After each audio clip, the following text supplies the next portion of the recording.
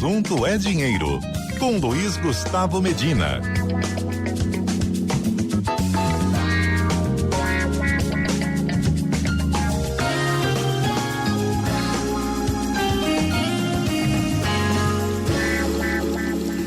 E aí, Teco? Oi, Sarenberg, boa tarde Nadédia, boa tarde aos ouvintes, tudo bem? Tudo bem, Teco, boa tarde. Teco, a gente já comentou aqui, quem circula aí pelas cidades brasileiras, não apenas nas capitais, mas as cidades brasileiras, vê muita atividade no mercado imobiliário, né? Muito prédio subindo, muito apartamento pequeno sendo vendido, prédios mistos de escritório e residencial. E, bom, isso tá mercado bem aquecido. Agora nós temos aqui uma pesquisa que você vai nos comentar, que houve ao longo do segundo trimestre desse ano uma queda nos lançamentos, mais um aumento de vendas. Vamos lá. Na verdade, né, Sarenberg, esse setor está aquecido já tem uns 4, 5 anos, né? Que esse ecossistema todo aí de lançamento, vendas, aluguel, a gente fez Airbnb. aqui uma centena de colunas mostrando como estava forte, né? A gente até se questionou várias vezes se em algum momento ia ter uma inflexão por conta dos juros altos, que também foi uma característica desse período todo. E agora a gente tem uma coisa que é diferente, né? Eu já tinha feito uma coluna recentemente de preço de aluguel que não estava subindo tanto, ou estava subindo abaixo da inflação em muitas capitais. E agora esses números aqui da Confederação Brasileira de Indústria e Comércio, da CEBIC, né? Eles mostram uma coisa interessante, né? São números do trimestre, do segundo trimestre e do semestre todo, né? Então, de lançamentos, a gente teve uma queda no segundo trimestre em relação ao segundo trimestre do ano passado de 1,3, e no semestre teve uma queda também de 0,3, estabilidade, mas você não teve crescimento de lançamentos em termos de unidade.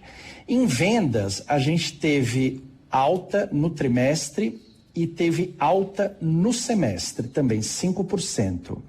O que acontece quando você vai abrindo a pesquisa, né, e dá uma olhada ali nos números, a gente vê que o número, né, eles chamam de VGV, né, que é o valor geral de vendas, que tem a ver com quanto custa aquele apartamento, quantidade de apartamentos versus o preço, né?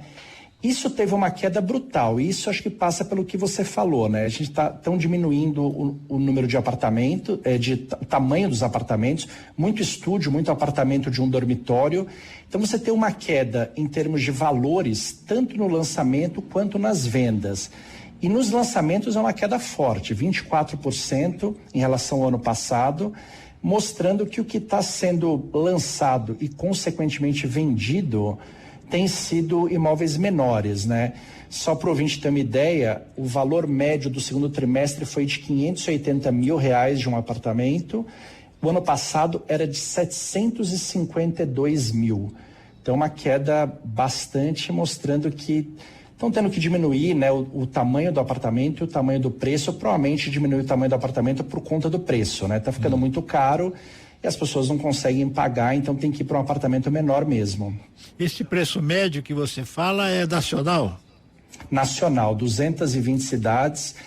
E uma coisa, Sarah, para a gente ficar de olho aqui, né? Tem muita gente reclamando desse terceiro trimestre, né? É um terceiro trimestre que começou com... parte dele é Copa do Mundo já. A gente tem tido umas notícias ruins ali de economia. A expectativa do PIB para o terceiro trimestre é meio que zero, né? Então seria uma estabilidade.